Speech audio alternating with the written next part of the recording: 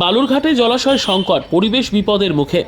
আত্রে নদী ও খাঁড়ি বেষ্টিত বালুরঘাট শহরের ঐতিহ্যবাহী পুকুর ও জলাশয়গুলি আজ বিলুপ্ত প্রায়। 20 বছর আগেও শহরে 50টির বেশি জলাশয় ছিল, এখন তা নেমে এসেছে মাত্র 10 থেকে 12টিতে। বাম আমলে অবৈধভাবে জলাশয় ভরাটের অভিযোগ উঠেছিল, পরে দক্ষিণ দিনাজপুর জেলা পুলিশের সক্রিয়তায় কিছুটা নিয়ন্ত্রণে আসে। বর্তমান তৃণমূল পরিচালিত পুরসভাও বিষয়টি নিয়ে সতর্ক রয়েছে। পরিবেশ কর্মীদের দাবি, জলাশয়গুলির বিহাল অবস্থার কারণে বাস্তুতন্ত্রের ভারসাম্য নষ্ট হচ্ছে, বাড়ছে উষ্ণতা।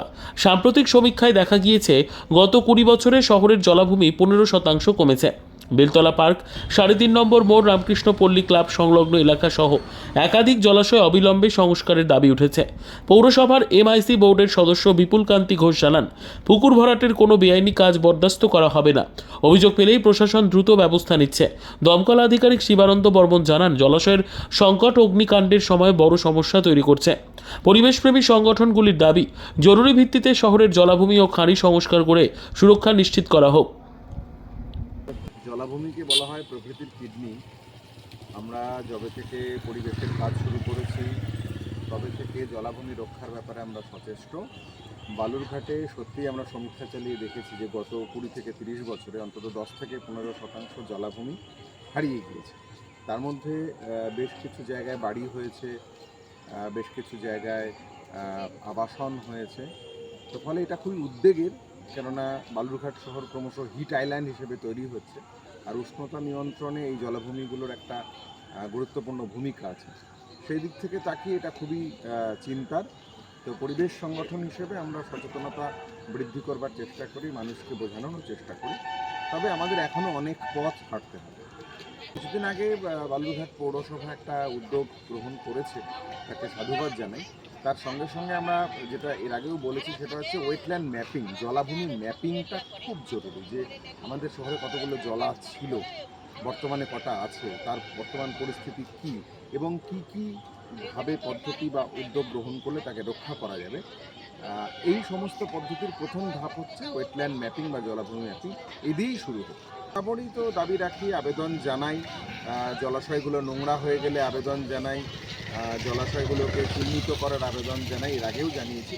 আবারও সেই দাবিগুলো থাকবে যে জলাশয় চিহ্নিত করা হোক, সেখানে বোর্ড দিয়ে দেওয়া হোক এবং মানুষকে সচেতন করবার একটা উদ্যোগ গ্রহণ করুক পৌরসভা তথা প্রশাসন।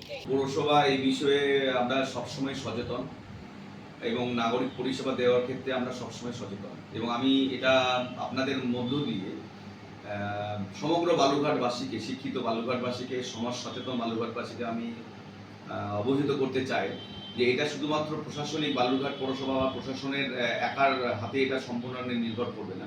যে সমাজের সর্বস্তরের মানুষ যদি এই বিষয়ে এগিয়ে আসে, তারা সদর্থক ভূমিকা লাভ করে।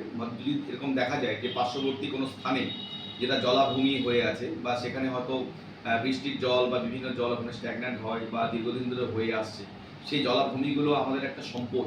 সেই সম্পদকে রক্ষা করবার দায়িত্ব শুধু বালুরঘাট পৌরসভা বা প্রশাসনের নয়, সমাজের সর্বস্তরের মানুষদের। আপনাদের মাধ্যমে আমি সর্বস্তরের মানুষকে এটাই অবহিত করতে চাই, অনুরোধ করতে চাই যে আপনাদের বাড়ির আশেপাশে যদি এই ধরনের কিছু জলজমি ভরাট হতে দেখেন, তৎক্ষণাৎ বালুরঘাট পৌরসভাকে লিখিত বা প্রশাসনকে লিখিত জানাবেন, যাতে করে আমরা তৎক্ষণাৎ সেই জলাভূমিগুলোকে আটকানোর বা বন্ধ করবার বা তাদেরকে পুনরুজ্জীবিত করবার আপনার চেষ্টা করতে পারি। বালুরঘাটবাসীর কাছে আবেদন রাখতে চাই যে আপনারা যে সমস্ত জলাভূমিগুলো আছে, যেগুলো আমাদের সম্পদ, প্রকৃতির সম্পদ, প্রকৃতির নিজস্বতা আছে, সেই জিনিসগুলোকে কিছুতেই আপনারা বন্ধ হতে দেবেন না, বুঝতে দেবেন না। সঙ্গে সঙ্গে আপনারা প্রশাসনের এবং পৌরসভার নজরে নিয়ে আসবেন, তখন লিখিতভাবে আপনারা দেবেন। যদি নিজের নাম দিতে হবে আপনাদের অসুবিধা হয়, আপনারা নাম ছাড়াই সেই পৌরসভাকে অবহিত করবেন, যাতে করে পৌরসভা বা প্রশাসন তার নজরে আসলে আমরা ইমিডিয়েট সে বিষয়ে আমরা পদক্ষেপ গ্রহণ করতে পারি এবং সেই প্রকৃতির যে জলাভূমিগুলো আছে, প্রকৃতির সম্পদ বা প্রকৃতির হৃদয়, হৃৎপিণ্ড, সেগুলোকে আমরা সুরক্ষিত করতে পারি। তার জন্য বালুরঘাট পৌরসভা সবসময় সচেষ্ট ছিল, আছে এবং আগামীতেও থাকবে। ব্যুরো রিপোর্ট, উত্তর বাংলা সংবাদ।